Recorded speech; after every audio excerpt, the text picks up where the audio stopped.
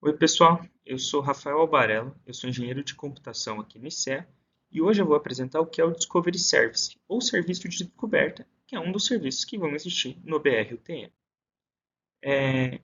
Eu vou começar apresentando aqui o que é o Discovery Service, sua definição. Depois eu vou comentar sobre o DSS, que é a implementação do Discovery Service, que a gente vai utilizar de fato no BR-UTM. E por último, eu vou terminar com um exemplo de como utilizar o Discovery Service com o serviço de Constraint Management, que é outro serviço do BRTM que dependerá do Discovery Service. Então eu vou começar com um exemplo hipotético, onde você precisa voar de drone na Catedral São Dimas, aqui em São José dos Campos. Para poder voar de drone, você precisa conhecer quais são as restrições dessa área em específico. Você precisa saber se tem um heliponto, um aeroporto, algum aeródromo. E para saber disso, como é feito? Então, imaginando um cenário onde o SARPAS é o único provedor de restrições em uma área, o operador já conhece previamente a URL do SARPAS, então ele sabe aonde acessar, como consumir e consegue obter os dados que ele precisa de restrições lá do SARPAS. Mas, porém, como que o operador conhece o SARPAS? Ele conhece o SARPAS porque já houveram no passado em campanhas publicitárias, nas redes sociais, existem detalhes na legislação que informam sobre os SARPAS. Então, de algum meio alternativo, o operador tomou conhecimento da existência dos SARPAS. Porém, para o projeto BRTM, é esperado que existam vários provedores para os mesmos serviços.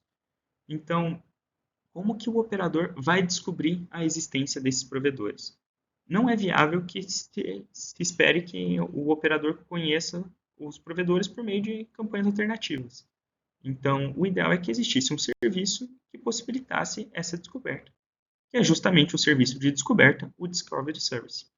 Então, é um serviço onde o operador ou algum outro provedor deseja conhecer quais são os provedores em uma área específica. Então, agora o operador precisa conhecer apenas o endereço do Discovery Service. E com o endereço do Discovery Service ele pode pedir, por exemplo, eu quero saber a lista de provedores de restrições aqui na área da Catedral de São José dos Campos. Então, o Discovery Service atua como serviço de registro, ele tem todos esses provedores cadastrados, então ele pode retornar para o operador passando as URLs dos servidores, das APIs desses provedores, certo? Então agora o operador conhece todos os provedores, ele consegue conversar com todos eles. Então, uma definição formal do que é o Discovery Service. Então, ele é um serviço que provém aos usuários do sistema UTM informações relevantes sobre serviços e dados disponíveis em um volume geográfico específico. Então, para o nosso caso aqui da Catedral de São Dimas, eu queria saber quais são os provedores de restrições que estão nessa área. Então, eu solicito ao Discovery Service esses provedores e ele me retorna essa lista de provedores desse serviço, dessa área. E qual é a arquitetura desse Discovery Service? Aqui, assume-se que existem duas pessoas. A primeira é a que possui dado e quer deixar esses dados disponíveis, e a segunda é quem quer consumir esses dados que estão disponíveis. Então, a figura do Data Provider, que é quem possui os dados, ele vai conversar com o Discovery Service, dizendo assim, Discovery Service, eu vou prover esse tipo de dado, e a minha API é tal, a minha URL é tal. Então, quem quiser obter esses dados, venha falar comigo. Então, o Service Discovery registra, fala, nessa área, esse provedor vai prover dados desse serviço. E quem quiser consumir esses dados, vai ao Discovery Service para obter essa lista de provedores. Então, seja por uma requisição única, assim, eu só quero saber os dados de agora, seja por uma subscription, eu quero saber de agora, os próximos 30 dias. Se aparecer um novo provider, eu quero ficar sabendo também. Então, essa é a dinâmica do provider e do consumer com o Discovery Service. Então, e assim que um conhece o outro, através do Discovery Service, recebe a lista, você consegue, de fato, trocar dados. Então, esses dados aqui são trocados HTTP, com o protocolo, com os contratos já definidos, já previamente definidos. Então, esses caras conseguem se conversar, obter os dados de fato. Vale lembrar que aqui, o Discovery Service não está registrando o dado em si. Ele está registrando apenas quem possui o dado para permitir a comunicação. Então, o Discovery Service não registra nenhum dado, ele registra apenas quem possui esse dado. Certo? E essa setinha número 4 aqui é um detalhe da implementação do Discovery Service, que caso um provider se registre em uma área e já exista uma subscription prévia, alguém já tenha se inscrito anteriormente, o Discovery Service vai anunciar, falar, ó, provider, você se registrou, mas já existe uma subscription nessa área. Então, notifique esse consumer, se apresente a esse consumer para esse consumer poder obter seus dados. Então, essa é a setinha número 4. E agora eu vou falar sobre o DSS, que é de fato a implementação do Discovery Service que a gente vai utilizar no BRTM. Então, o que é DSS? O DSS é um Discovery and Synchronization Service. Tem um synchronization a mais aqui. E o que ele é? Ele é um conceito que facilita a descoberta de dados de espaço aéreo relevantes. Certo? Então, essa é a parte do Discovery dedicada ao espaço aéreo. E também permite a sincronização. Então, permite que vários participantes estejam sincronizados quando atualizarem esses dados do espaço aéreo.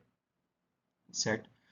Então, como que ele funciona? Ele funciona atrelando todos esses dados que são descobríveis, ele associa a uma entidade. Então, essa entidade é um conceito genérico que pode representar, por exemplo, uma restrição, pode representar uma intenção de operação, uma área em que você vai prover tracking.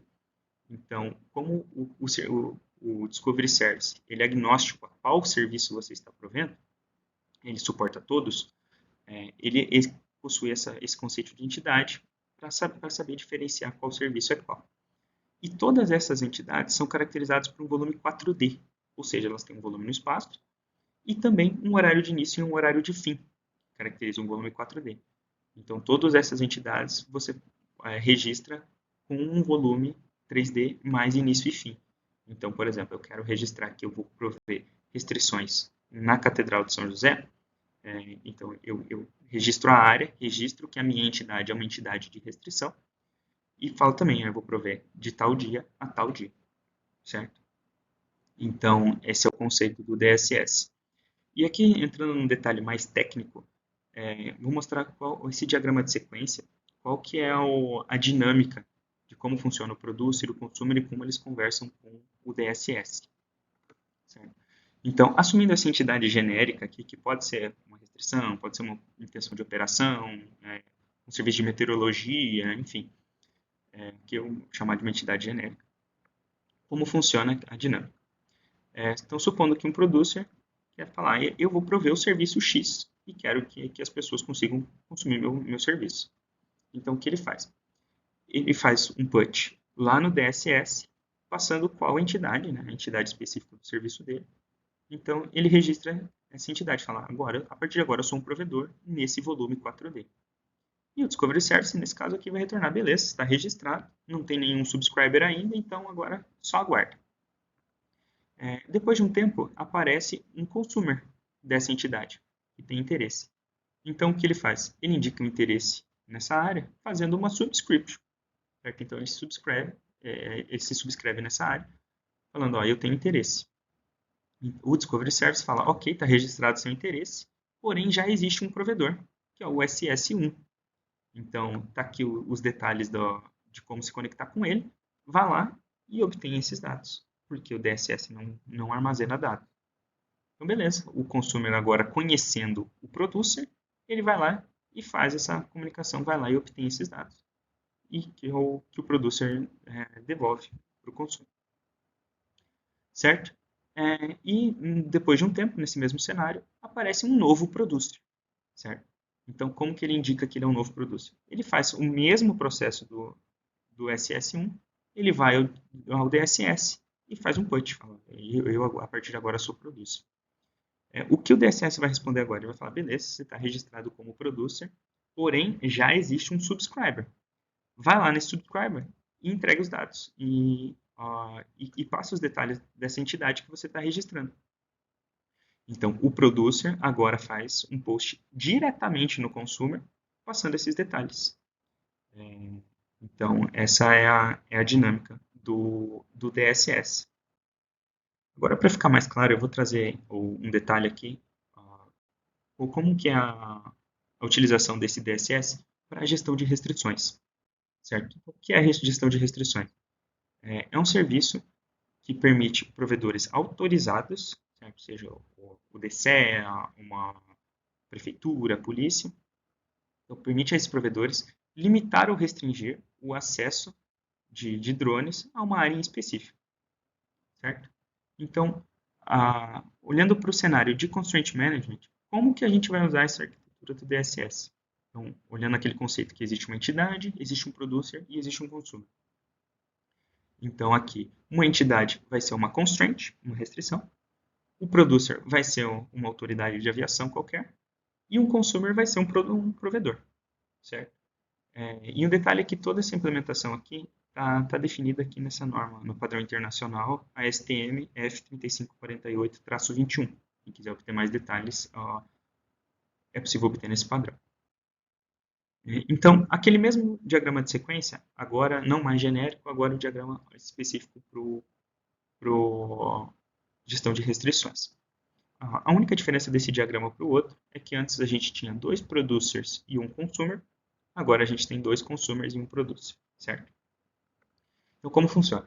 Então, o consumer 1 indica interesse em uma área. Ele fala, eu quero saber as restrições de uma área específica. Então, ele vai lá e registra uma subscription para constraints. Então, o DSS retorna, ok, está registrado sua subscription. Não existe nenhum provedor por enquanto, então apenas aguarde. Depois de um tempo, a autoridade de aviação aparece e fala, eu agora vou virar um provedor de restrições nessa área, eu vou prover restrições aqui. Então ele vai lá no Discovery Service e faz um put. Agora não mais numa entity genérica, né? Ele faz no /DSS /constraint. O DSS vai retornar, ok, está registrado, você agora é um provider, está registrado essa tua constraint, porém existe um subscriber. Vá lá e notifique ele, que é o que a autoridade faz. Então ele faz um post diretamente no consumer, passando os detalhes dessa constraint. O consumer fala, ok, está registrado, e agora os dois se conhecem, os dois conseguem trocar dados.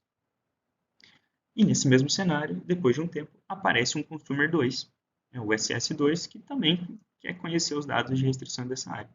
Então ele faz o put subscription lá no DSS, e o DSS retorna, ok, está registrado a sua subscription, porém já existe um provedor. Vá lá no provedor obter os dados. Então agora o provedor 2 vai fazer o GET e vai obter esses dados lá dentro do servidor da autoridade. Então, a partir de agora, os dois também se conhecem e agora eles conseguem trocar dados. Certo? Essa aqui era a apresentação sobre o que é o DSS com um exemplo. Muito obrigado.